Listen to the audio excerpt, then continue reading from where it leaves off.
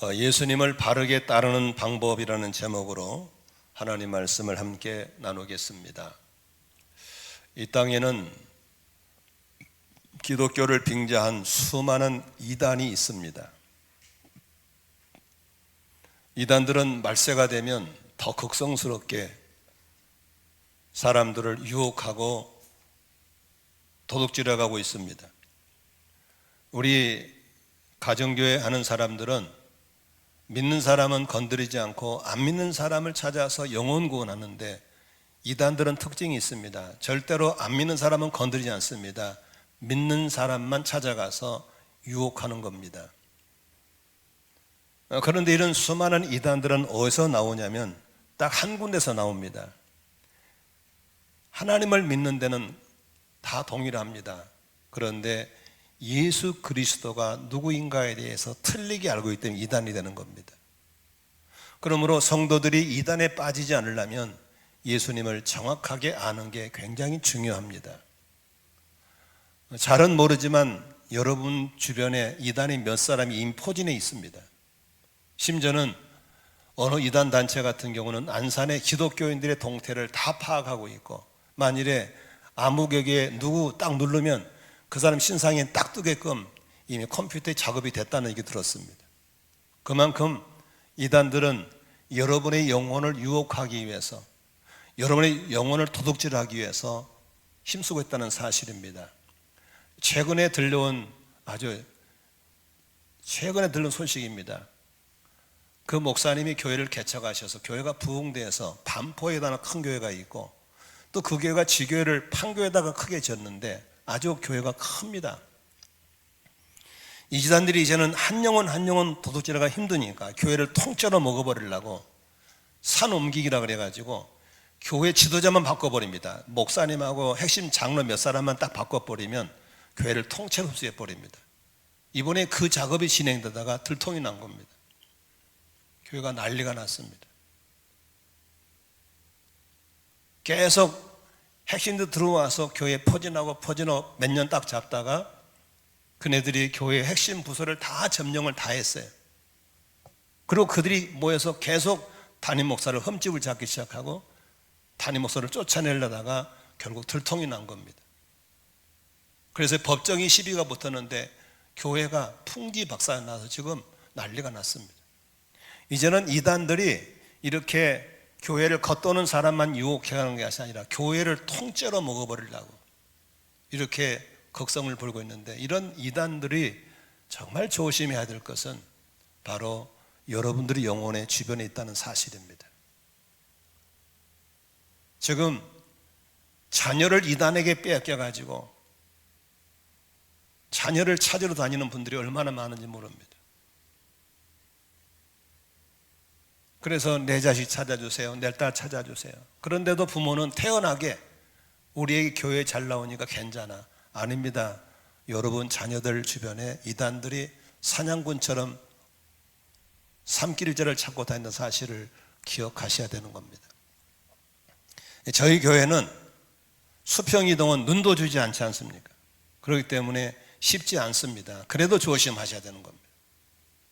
그래서 저희 교회에 등록하려면 여러 단계를 거쳐야 되잖아요.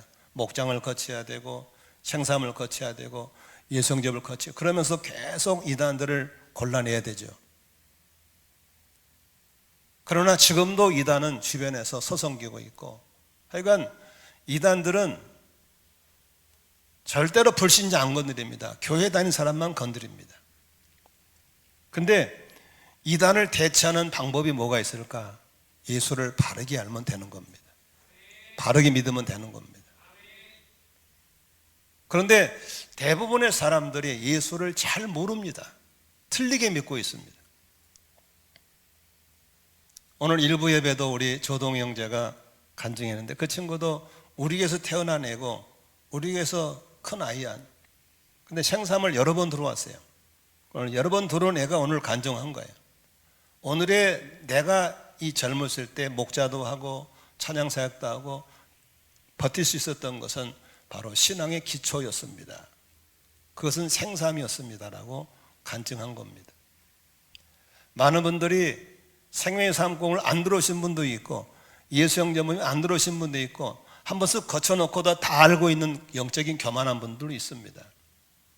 그러나 언젠가 깨닫고 오셔서 다시 한번 신앙의 기초를 닦고 예수를 제대로 믿을 수 있기를 바랍니다. 오늘 예수님께서 가이사라 빌립보 지방에 전도를 가시다가 27절 보십시오. 같이 읽겠습니다. 예수께서 제자들과 함께 빌립보의 가이사라에 있는 여러 마을로 길을 나서셨는데 도중에 제자들에게 물으셨다. 사람들이 나를 누구라 하느냐?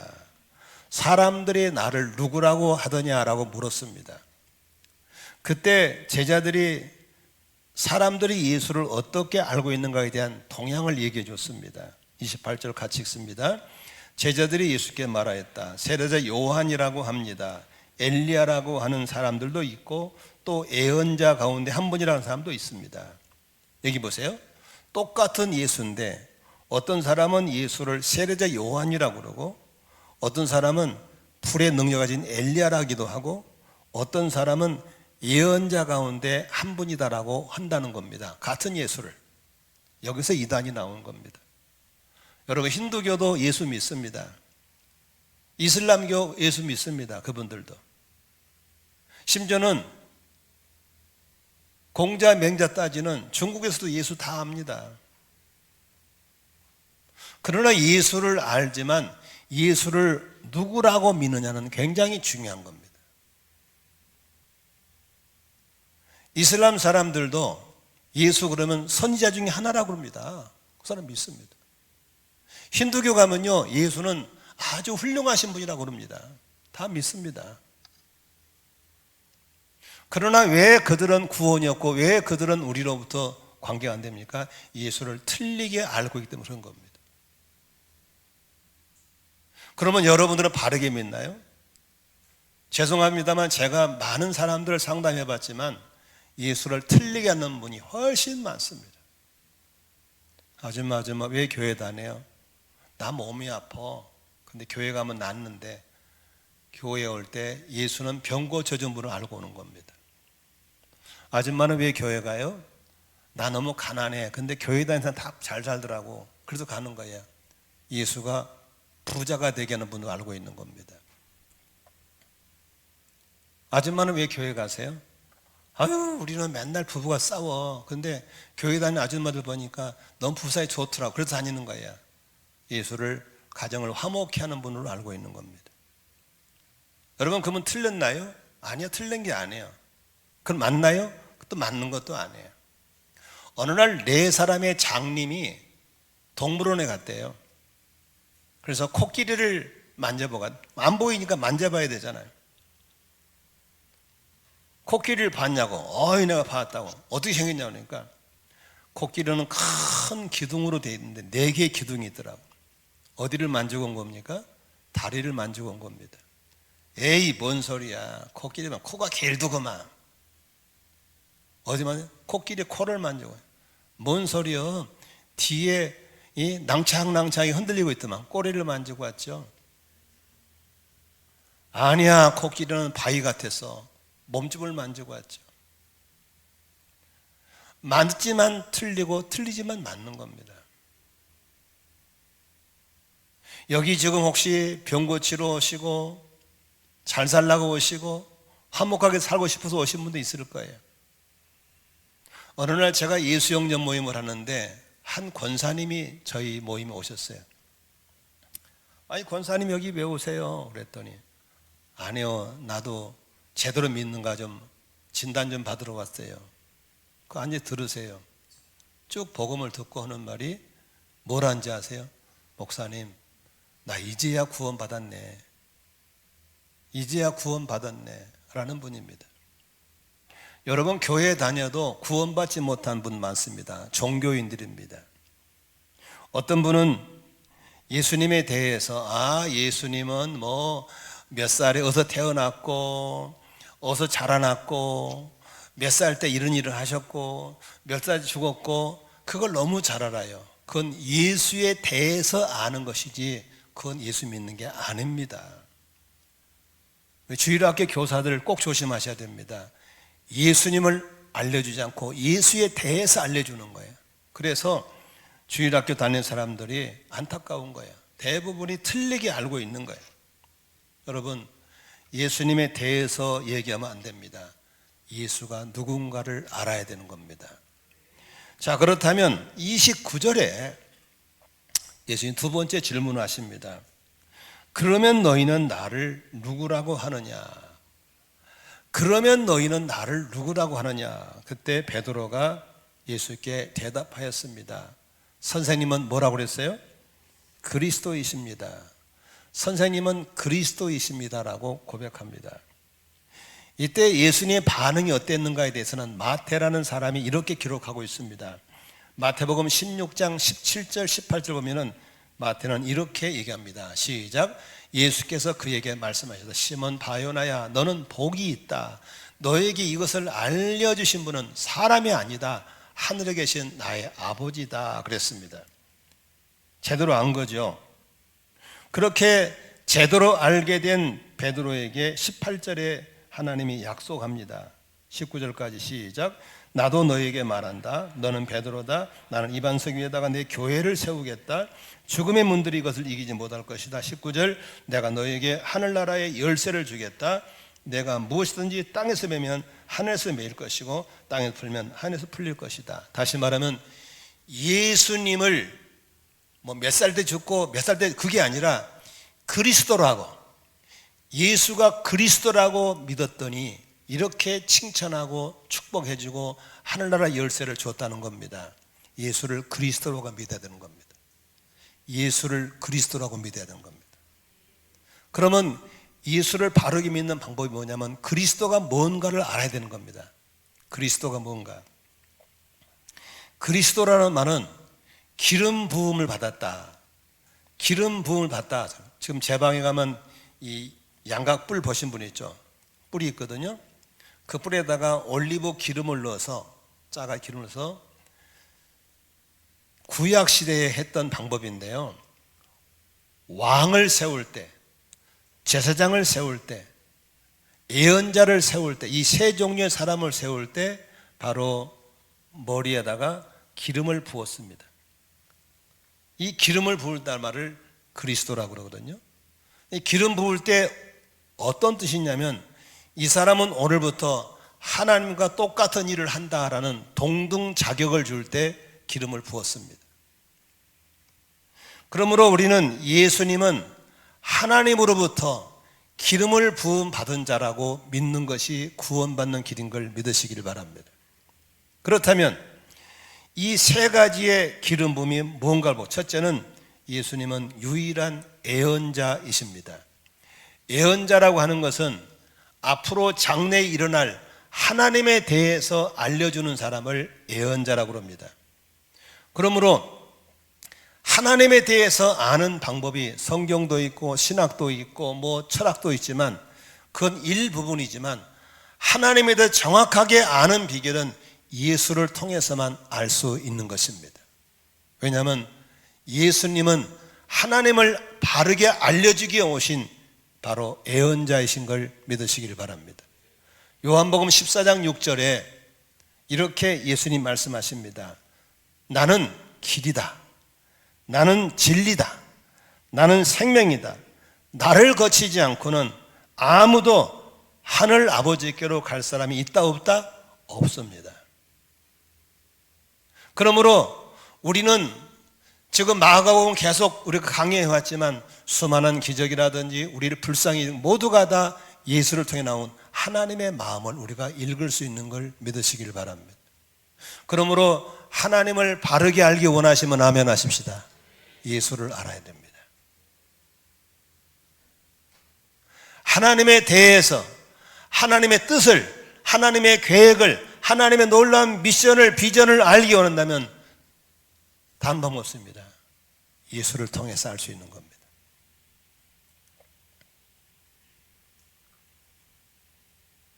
하나님이 이런 분일 거야 라고 짐작은 할 수 있지만 맞지 않습니다. 그러나 참된 하나님을 아는 비결은 예수님을 통해서만 알 수 있습니다. 왜냐하면 예수님은 바로 하나님을 알려주기 위한 예언자의 기름 부음 받은 것을 믿으시기를 바랍니다. 두 번째, 예수님은 우리를 죄책감에서 죄로부터 완전하게 해결할 수 있는 유일한 제사장으로 오신 분이 바로 예수님인 줄로 믿습니다. 구약시대의 제사장은 죄 많은 백성들이 하나님께로 나아갈 수도 이끌어 가신 분이 제사장입니다. 그래서 아론을 제사장으로 세울 때, 아론의 자녀들을 제사장으로 세울 때 하나님 그들에게 머리에 기름을 부었습니다. 구약시대에는 하나님께로 나아갈 때, 죄진 사람이 하나님께 나아갈 때 짐승을 잡아서 그 피를 뿌렸지만, 예수님은 짐승의 피가 아니라 자기가 십자가에서 대신 죽으신 당신의 피를 가지고 하나님께 제사를 드림으로 하나님께 나아가게 한 걸 믿으시길 바랍니다. 구약의 제사장들은 사람이 만든 성막이나 사람이 만든 성전의 제사를 드렸지만, 예수님은 손으로 짓지 않은 천국의 지성소에서 우리를 위해서 하나님께 제사 드리시는 분인 것을 믿으시길 바랍니다.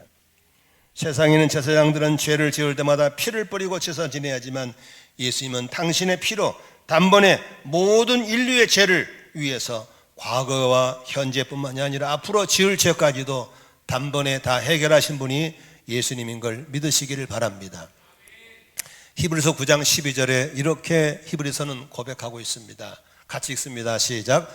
단 한 번 지성소에 들어가셨습니다. 그는 염소나 송아지의 피로서가 아니라 자기의 피로서 우리의 영원한 구원을 이루신 분이 예수님인 걸 믿으시기를 바랍니다. 예수님께서는 한 번에 모든 영원한 구원을 이루신 완벽한 제사장인 것을 믿으시기를 바랍니다. 이것이 바로 구원받는 비결입니다. 세 번째로, 예수님은 우리의 삶을 책임져 줄 수 있는 유일한 왕으로 오신 것을 믿으시기를 바랍니다. 예수 믿는다는 것은 예수를 그리스도로, 예수를 메시아로 믿는다는 소리입니다. 그러므로 예수를 메시아로 믿는다는 것은 나의 삶의 통치자로, 나의 삶의 왕으로 믿는다는 것입니다. 나라를 통치하는 사람을 왕이라고 그러죠. 큰 나라를 통치하는 사람을 대왕이라고 그러죠. 그러나 예수님의 통치권은 마태복음 28장 18절에 이렇게 써 있습니다.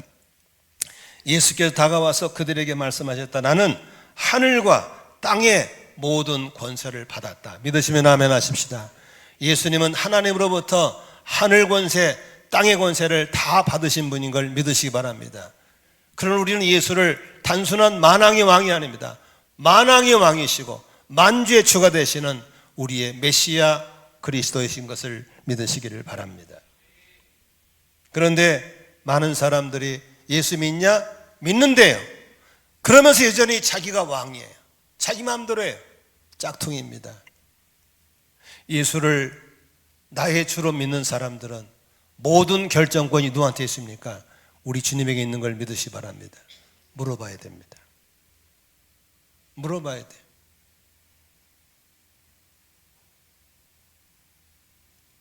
그래서 기도 중에 제일 좋은 기도가 Q&A 기도입니다. 묻고 듣는 겁니다. 이 기도가 여러분에게 예수가 나의 삶의 왕인 것을 드러내는 비결인 걸 믿으시 바랍니다.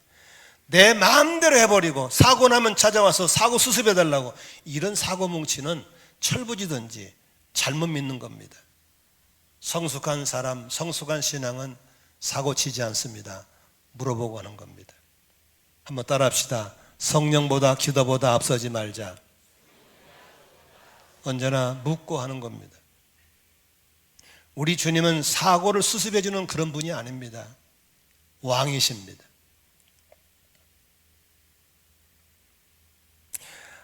예수님은 하늘과 땅의 권세를 가지신 분이고 통치자입니다. 그래서 제가 옛날에 지금 우리 교회 초창기 다닐 때, 우리 초창기에 등록하신 분들에게는 제가 꼭 미션을 줬어요.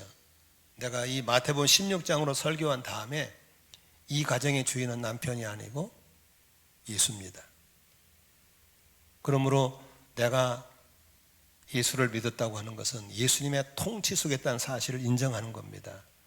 그래서 아멘을 받아고 나서 나오면서 했습니다. 예수 통치라고 써서 붙여넣으라 했어요. 근데 순종하신 분들은 써서 붙여놔요. 우리 집은 예수 통치. 여러분의 삶 속에 예수 통치가 이루어진 사람들이 구원받은 겁니다. 아멘. 예수에 대해서 알고 믿는 것, 그건 종교인입니다. 예수가 나의 삶의 왕, 나는 예수의 통치 속에 있다는 사실. 이 교회 머리가 예수라면 이 교회는 예수의 통치를 받아야 됩니다.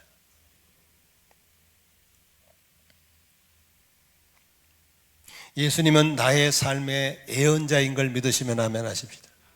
하나님에 대해서 알고 싶고 하나님 뜻을 알고 싶으면 누구를 찾아가야 됩니까? 점쟁이 찾아가지 말고 예수님 찾아가야 됩니다. 나의 죄, 양심의 가책을 느끼는 것들, 이런 것들 고통스럽고 괴로울 때 누구 찾아가십니까? 한 번의 피로 나의 죄를 말끔히 씻어버리고 하나님께로 나아가는 길을 열어놓으신 영원한 제사장이신 예수님께로 가야 될 줄로 믿습니다. 우리는 모든 문제의 통치가 그분에 있는 걸 믿고 언제나 그분의 통치를 받기 위해서 나아가시기를 바랍니다. 그분은 왕 중에 왕이시고 영원한 나의 삶의 주가 된다는 사실을 믿으시기를 바랍니다. 그러므로 사람들이 예수를 누구라고 부르느냐? 이러쿵 저러쿵 장님의 코끼리 만지는 식으로 얘기할 때 할지라도 그러면 너희는 나를 누구라고 그러냐? 예수님은 나의 삶의 예언자이시고 나의 삶의 왕이시고 예수님은 나의 모든 죄를 다 쓰시고 하나님께로 나아갈 수 있도록 길을 열어놓으신 영원한 제사장이십니다.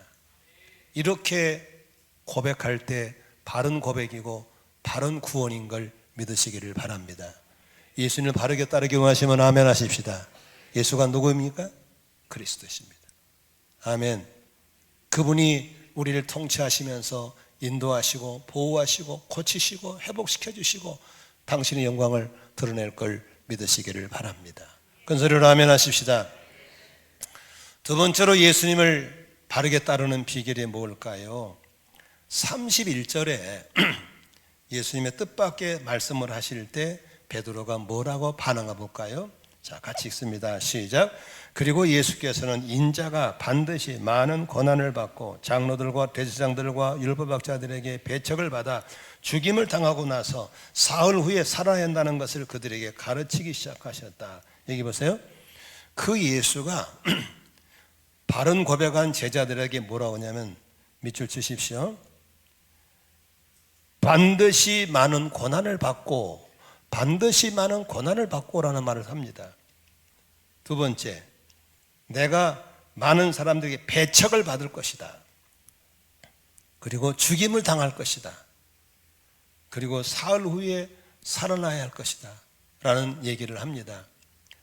여러분, 이런 뜬금없는 얘기를 들었을 때 신앙 고백을 잘했다고 칭찬 들은 베드로가 뭐 한 줄 아세요? 여기 예수의 옷을 바짝 잡아당기면서 그에게 뭐 했다 그랬어요? 항의하였다라는데 이 항의하였다라는 말은 원어상으로 번역이 좀 약하게 됐어요. 에피티마오라는 헬라어를 썼는데 에피티마오라는 말은 항의했다라는 것은 번역하신 분이 너무 부드럽게 번역한 거예요. 뭐라고 하냐면 책망했다, 꾸짖었다라고 그랬어요. 여러분, 감히 베드로가 지가 뭔데 예수의 옷을 당기면서 예수를 꾸짖어. 그렇게 하면 안 된다니까요. 이 소리입니다. 주님, 죽으면 안 돼요. 고난받으면 안 돼요. 배척당하면 안 돼요. 이 소리입니다. 그때 예수님이 베드로를 보고 33절에 뭐라고 하는지 아십니까? 이 건망진 베드로, 한번 읽어봐. 시작. 그러나 예수께서는 덧떠서서 제자들을 보시고 베드로를 꾸짖어 말씀하셨다. 큰 소리로 시작. 사탄아, 내 뒤로 물러가라. 너는 하나님의 일을 생각하지 않고 사람의 일만 생각하는구나. 여기서 주님이 우리에게 주신 메시지는 뭡니까? 네가 나를 따르고 싶어? 그럼 반드시 뭐한다? 고난이 있다.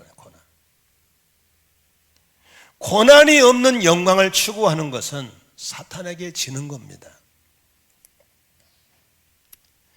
마태복음 4장에 보면 예수님께서 40일 금식 기도하신 후에 공적인 사역을 시작할 때 마귀가 찾아오죠. 찾아와서 시험하죠. 첫째, 사실 금식 기도한 예수님에게 배고프잖아요. 넓적한 돌을 갖고 와서 떡을 만들어 먹으라고 그러죠. 너는 그럴 만한 능력이 있지 않냐? 그러고 싶죠? 그냥 오병의 기적을 일으키신 분이니까. 그때 예수님께서는 말씀으로 쓸데없는 유혹을 물리치시죠. 두 번째, 높은 성에 데려가서 뛰어내리라고 그러죠. 그럼 천사가 와서 딱 잡아지면 하나도 안 다칠 거라고. 그럼 너는 인기 짱 될 거라고. 인기 얻는 비결을 가르쳐 주죠. 그때 예수님의 말씀으로 물리치시죠. 세 번째 시험이 뭔지 아시죠? 세상의 부귀영화를 쫙 보여주면서 나한테 한 번만 까딱 절하면 다 준다고 그럽니다. 그때 예수님께서 뭐라고 말씀하십니까? 마태복음 4장 8절 9절 같이 한번 볼까요? 또다시 악마는 예수를 매우 높은 산으로 데리고 가서 세상의 모든 나라와 그 영광을 보여주고 말하였다. 너가 나에게 엎드려 절을 하면 이 모든 걸 너에게 주겠다. 10절 같이 뭐라 그랬어요? 그때 예수께 그에게 말씀하셨다. 사탄아 물러가라. 성경에 기록하기를 주 너희 하나님께 경배하고 그분을만을 섬겨라 하였다. 잘 보세요. 많은 사람들이 이 사탄의 유혹에 넘어갑니다. 고난 없이 돈 벌으라고 그럽니다. 고난 없이 높은 데 올라가라고 그럽니다. 죽습니다. 사탄에게 속는 겁니다. 여러분, 수고 안 하고 돈 벌면 그 돈은 독입니다. 사탄에게 넘어가는 겁니다. 수고하지 않고 인기 얻으면 그 인기는 망하는 겁니다. 절대 고난 없이 무엇인가 얻을 영광이 없다는 사실을 굳게 믿으시기를 바랍니다. 지금 수많은 사람들이 이렇게 불행하게 사는 이유가 뭔지 압니까? 한탕주의 때문에 그렇습니다. 남의 돈 사기쳐서 먹는 사람들, 힘 안 들이고 돈 벌려는 사람들, 이런 사람들 그 번 돈으로 전부 다 망합니다. 복권 사서 잘된 사람 아무도 없습니다. 주식 투자해서 잘 산 사람 없습니다. 집 투자, 부동산 갭 투자에 잘 산 사람 없습니다. 다 망합니다. 하면 안 됩니다. 아멘 안 하면 할란가 본데. 하지 마세요. 안 됩니다.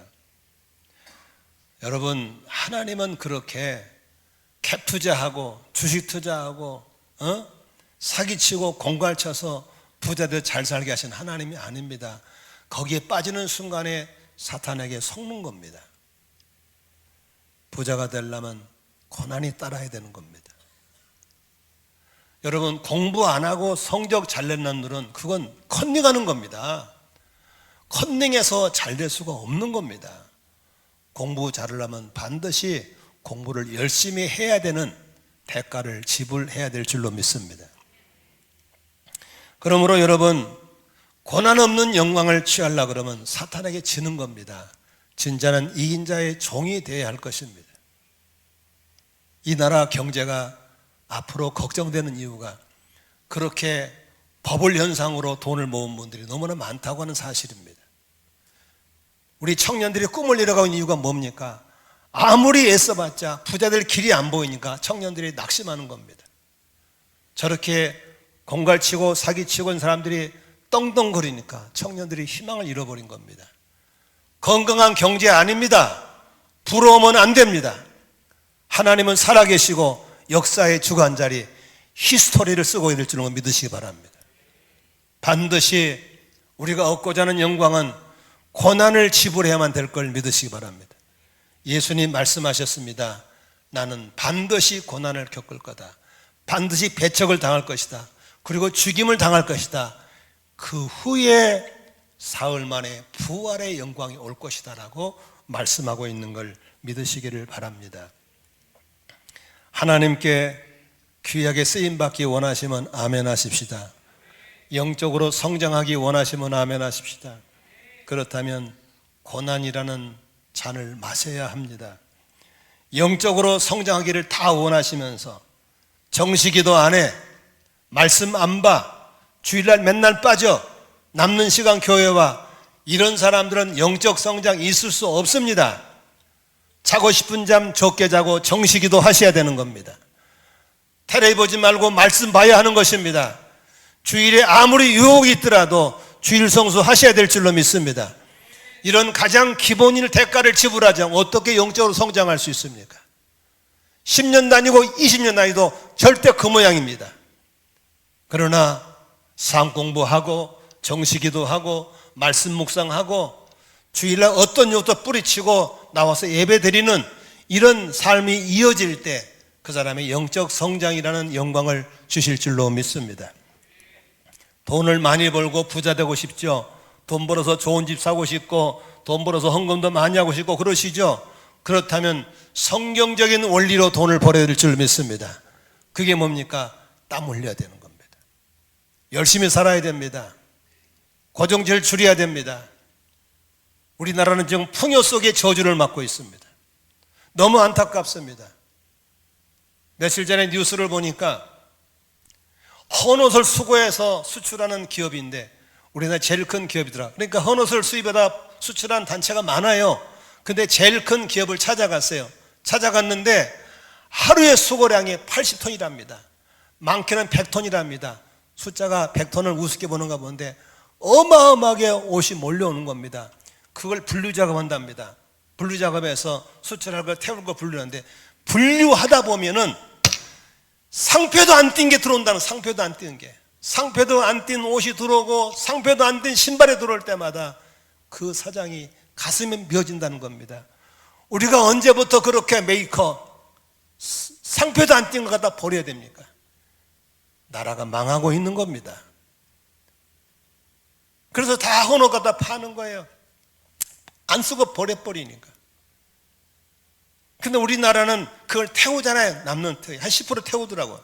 태우는데 태우는 가스가 우리나라 모든 비행기가 밖으로 뿌리는 그 가스보다 더 많다는 겁니다. 그런데 그걸 수입해 간 아프리카 같은 데는 태울 수 있는 기계가 없대요. 그러니까 헌옷 갖다가 저기다가 다 바다에 버리는 거예요. 바다가 다 썩어버린 거예요. 전 세계가 풍요의 저주에 묶여 있는 겁니다. 우리 모두 이렇게 살면 안 됩니다.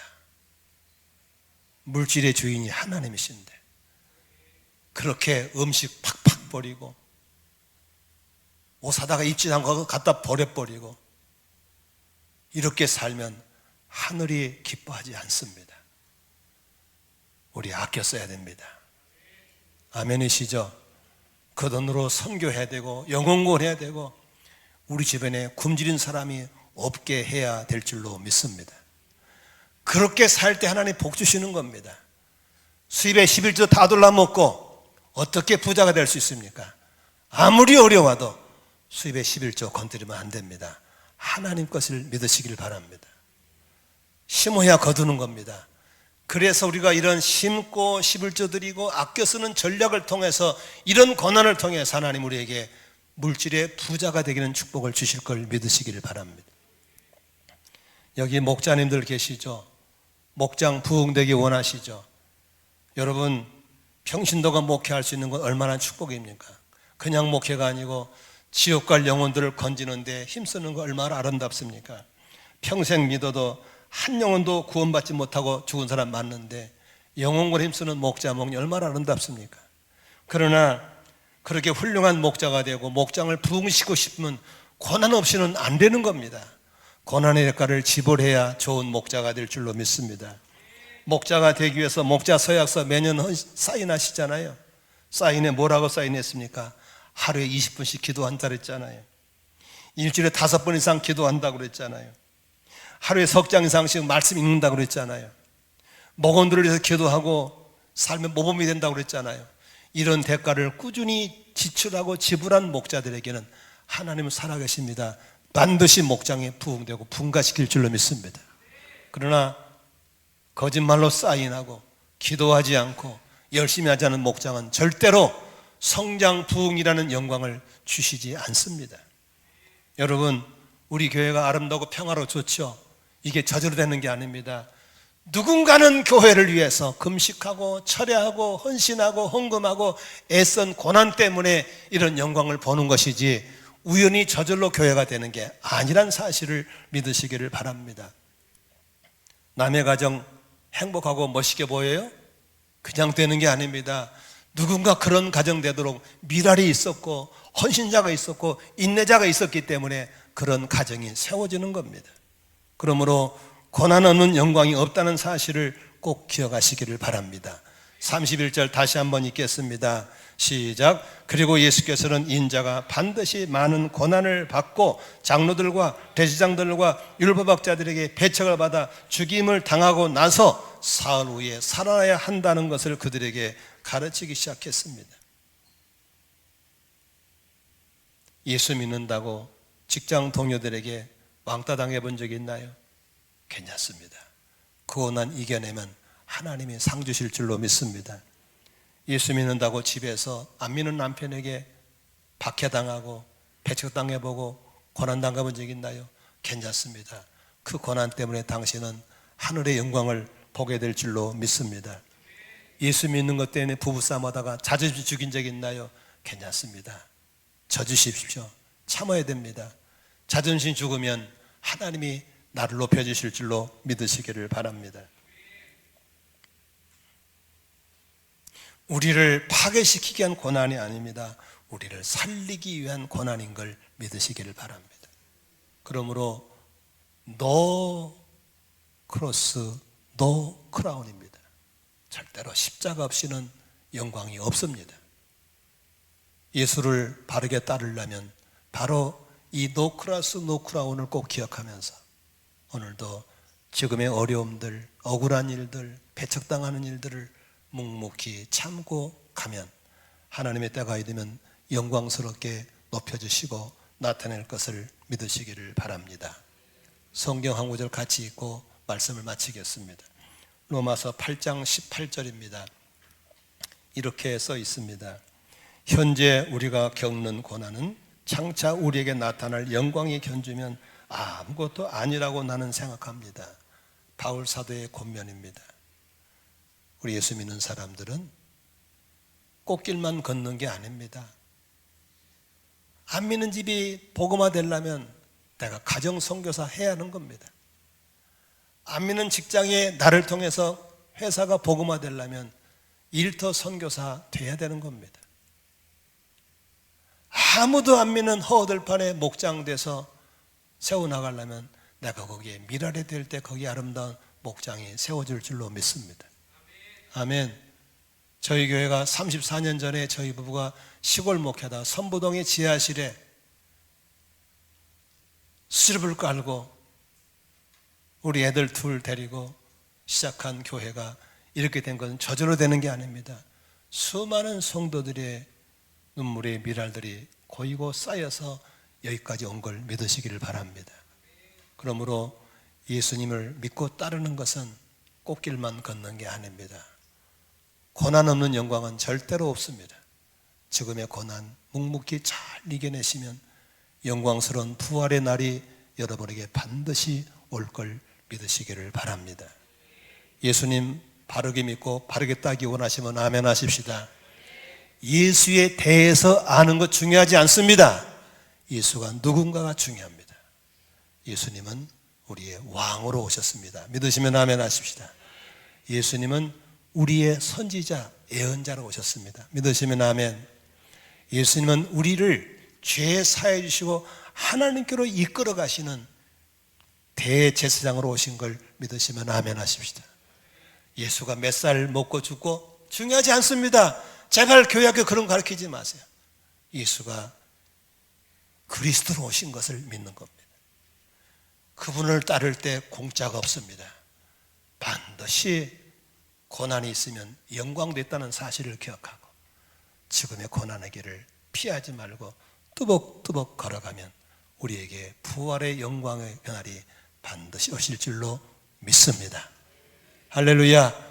우리 모든 교우님들 예수를 바르게 알고 예수를 바르게 잘 따라가서 이단의 유혹에 넘어가지 않고 주 앞에 서로까지 승리하시기를 주의 이름으로 축원합니다. 축원합니다. 기도하겠습니다.